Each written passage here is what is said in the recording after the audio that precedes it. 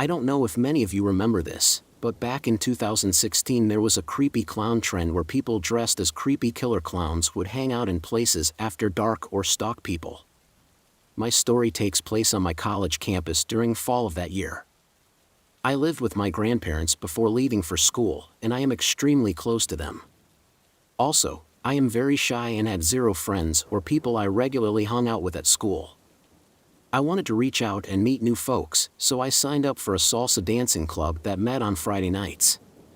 I told my grandma over the phone, and she was happy I was putting myself out there. She asked if I was going with anybody. No, I told her. I'm just gonna go by myself. Are you sure? She asked. Don't any of your roommates want to go? The idea of talking to my roommates terrified me. I could handle structured gatherings, but personal conversations left more room for my awkwardness to creep in. No, they're not here. I don't want you walking around campus by yourself at night. I thought my grandma was just being overprotective. Grandma, it's fine. The streets are well lit, and it's only a 10-minute walk. It's perfectly safe. Well, if you're not going with anybody, call me and let me talk to you on the phone as you walk back. I agreed. That evening was incredibly fun, learning the basic steps and dancing to upbeat Latin tunes. At around 10:30, I felt ready to head back to my dorm, so I snuck out of the building and headed toward my dorm. Although the paved path I was walking on was lit by streetlights, it seemed darker than usual. In addition, the entire campus was deserted. Normally, there were quite a few kids my age wandering around, but that night there was not a soul to be seen. I dialed my grandma and made small talk with her as I walked. I took my heels off and carried them in my free hand. Now, the path I was walking on went past a stretch of sidewalk that was perpendicular to the one I was taking. Under one of the streetlights, about 10 meters away, I noticed a lone figure standing with its back toward me. The figure, hearing me chatting on the phone, slowly turned toward me. He was tall and heavy-set, with wild red hair and appeared to be wearing light blue pajamas. His face was obscured by a killer clown mask. The mask was stark white with dark black eye sockets and a twisted, malicious grin. Time seemed to suddenly slow way down. The clown did not move toward me. He simply stood there, staring. I knew I had to think fast. I contemplated my options. I could A. Scream like a little girl and run. B. Approach him and confront him, or C. Pretend he didn't scare me. The entire moment I just described couldn't have lasted more than a second, but in the moment it felt like an eternity. Are you there? I heard my grandma say. Remembering to breathe, with the phone still at my ear, I decided to go with Plan C. I broke eye contact with the clown. So anyway, I said loudly enough that the clown would hear me. Yeah, I'm on my way. I continued. What's going on? Is everything okay? I heard my grandma ask, her voice suddenly filled with anxiety. As confidently and nonchalantly as I could, I walked past the sidewalk where the clown was standing, continuing to chat. His head slowly turned as I walked past, watching me until I was out of sight. I ducked into the archway of the nearest building and tried the door, praying it was unlocked. It was. Once I was inside, I slumped against one of the concrete walls and broke down in tears. I explained to my grandma what had just happened. My grandma yelled for my grandpa to dial the campus police on his cell phone so that I could stay on the line with her. I got up and started pacing up and down the empty halls, checking every door and window to see if the psycho clown had followed me. Was he just a stupid kid doing this on a dare? Or was he someone with more evil intentions? Some of the creepy clowns in the news had axes or baseball bats. I had no idea if mine was armed. When my grandpa tried to explain to the officer on the phone what happened and that I needed help, he told my grandpa, "Your granddaughter needs to make the call herself." Apparently the reason I had to talk to them was so that they could be sure the call wasn't just a prank or some stupid reason like that. The point is that they wouldn't take my grandparents' word that I was in distress. I would have to hang up with my grandma and dial the campus police myself. Not knowing if I would survive the night, I told my grandma between sobs, I love you. I love you too. My grandma was also crying. I dialed campus police and told them who I was and what had happened. The officer on the phone sent several other officers to find me while I stayed on the phone with him and gave him a description of the clown. As I was talking, I heard a door open.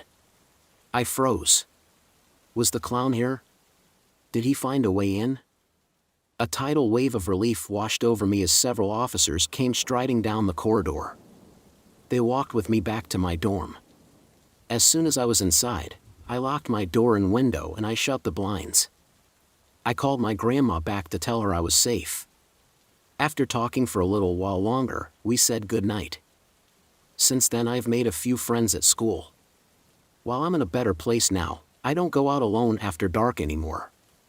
And as for that creepy clown, let's not meet again. This story took place 2 summers ago. I was walking my dog Albert one night after work. It was something that I did almost every day. Usually I would walk Albert earlier, but I had been working late that day, so I went out just as the sun was setting. At about 8:30 p.m. or so. I would walk around the neighborhood and into some other neighborhoods that were close by. It was a pretty nice area with a lot of houses, and normally I'd see a few other people out walking dogs and such, but at this time it was pretty empty. I went about 30 minutes out, but before turning back, I let Albert run around in the grass a little. As I did, I noticed something off in the distance. It was someone wearing a clown costume. The costume was really well done. He was wearing a whole clown outfit and instead of a mask appeared to have his whole face painted and was also wearing a wig. It seemed really weird to me immediately because it wasn't Halloween and he didn't appear to be with anyone. He just seemed to kind of be walking up and down the street. Unfortunately for me, I had to walk past him to get home. I waited there at the park for a few minutes to see if he would walk away first, but then Albert seemed to notice him and let out a few barks. Albert is a French bulldog, so he's pretty small and not very intimidating, but he still likes to bark at people a lot. As he did, I saw the clown stop walking and turned his head over to look at us. He then turned his head back and walked away. Once he was gone, I headed back with Albert. I didn't notice the clown at all anymore until about 10 minutes later. I heard the sound of someone walking behind me. Not very close, maybe about 100 foot back or so. Immediately I got a bad feeling that it was the clown. I didn't want to stop and look behind me, so I just kept walking until I got to the next street corner, and when I did, I casually looked behind me to see that it was in fact the clown that was walking behind me. I continued to walk home with the clown tailing a far ways back. The longer he followed me and the closer I got to home, the more nervous I became. For a few minutes, I didn't hear the clown at all, so I turned around and was relieved to not see anyone. But just a few minutes later, I heard the footsteps once again. Then, out of nowhere, I heard the sound of the footsteps change, the sound of someone running. I looked behind me and saw the clown running directly at me and Albert with a huge creepy grin on his face. At that point, I knew nothing else but to start running myself. I sprinted as fast as I could. Luckily, I'm in pretty good shape and so is Albert. Even though his legs are pretty short, he was able to keep up with me. As I sprinted down the street, I took a turn at the next block, and even though it wasn't the way home, I was trying to lose the clown. Then when I was at the end of that street, I turned again. At last I stopped hearing the clown and looked behind me to see that he was finally gone. I walked a few more blocks and then went back to the way home. I was checking my surroundings constantly the entire way back. I was so glad to make it back safely without the clown following us and decided I would try to avoid walking Albert at night from then on. I went to bed that night and slept great. When I woke up the next morning, I opened the blinds to my bedroom window and noticed something. On my bedroom window, there was a balloon with the string taped to it. I got the chills when I saw it. The creepiest part is that I had slept with my windows cracked open all night, something that I often did during the summertime to get some fresh air in the house. I figured it had to be the clown that left the balloon, and it creeped me out thinking he was outside my window that night. But who he was or what he wanted, I still don't know. If you've seen the news lately, there have been many reports of clowns luring children into the forest. I was one of the first to experience this, and it was utterly terrifying. I want to remain anonymous at the moment, just in case the clown finds out who I am. Anyways, here's what happened. I am 14 years old and live in a small town in South Carolina. The town has a population of around 130 people. Summer was just about over, and I had a summer job working at the local lumber yard. It was a great place to work. I helped customers load lumber into their vehicles. A pretty mindless job. Plus, I was able to stay physically fit because of it. The best part is that my house is exactly 1 mile away. Walking to and from work is a daily occurrence. I spent a long day hauling and moving lumber, and my workday was pretty much complete. It was about 9:30 p.m. when I started to walk home. The moon was just starting to light up the road, and the sun had completely set below the hills. There are no other houses between the lumberyard and my house. Our town is very rural. The road home has hills that peak high enough that you're unable to see what's on the other side until you crest it. The road is skinny with no shoulder, but it was freshly paved. The trees stack one by one behind each other in a row, and vegetation is thick with a few game trails coming out to the road. Crickets and frogs sound like an orchestra. The walk home usually takes about 30 minutes. I've done it so many times that I entertain myself with music. I put in my earbuds, throw on some tunes, and away I went. I was about halfway home when I heard what sounded like a high-pitched cackling laugh. What the hell was that? I said to myself out loud. I took out my earbuds and stopped. I thought maybe it was part of the music, but something about it didn't fit into the song. I stood there motionless, looking to hear the same sound again. However, the frogs croaking were so loud that not even a scream could be heard. I thought nothing of it and walked home. The next day I started my shift at 2 p.m. I started my walk to work around 130. Nothing was out of the ordinary. It was a beautiful day. I usually look down at my feet and kick any rocks that I see. Having them skip across the fresh pavement was oddly satisfying. I kicked a rock and it skipped across the pavement and landed next to something strange laying in the dirt on the side of the road. It looked to be a bright red ball. I picked it up, I gave it a little pressure, and it squeaked. Immediately I knew what it was. This is a clown nose, I said to myself. What the hell is this doing out here? I kept it and carried it to work to show the other staff members. I even put it on and gave it some honks. It got a few laughs. The day went on as usual, and around 09:30 p.m., I clocked out and began my long walk home. I forgot my earbuds at home, so I was unable to listen to my usual music. While on my way home, I was able to make out a faint image of a figure about 150 yards away of what looked like a deer standing in the middle of the road. It was hard to make out as the fog hovered over the ground and the moonlight backlit the animal. As I got within 100 yards, it must have gotten spooked. I could see a rough outline scamper back into the forest. Little did I know this was not a deer, but something more sadistic. I passed the spot in which the deer had taken off back into the woods.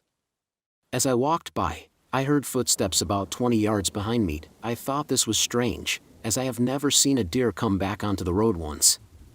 It was scared off.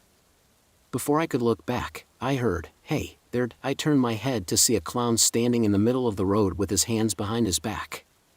He wore baggy pants and a baggy shirt that was obviously meant to be a clown costume. But it was very dirty. So dirty that the colors faded into stains. His makeup ran down his face, and his eyes were black. He tilted his head to the side and said, "You have something of mine, I need it back." He gave a small little laugh after he spoke. "I don't have anything of use," I said as I started to walk backwards. My house was still a quarter mile away. This is when the situation went from odd to terrifying. He said, "Well then, if you don't have my nose, I'm going to need yours." He pulled something out from behind his back. And I'm not going to lie, it looked like a machete. I turned around and with all my might I take off running down the middle of the road.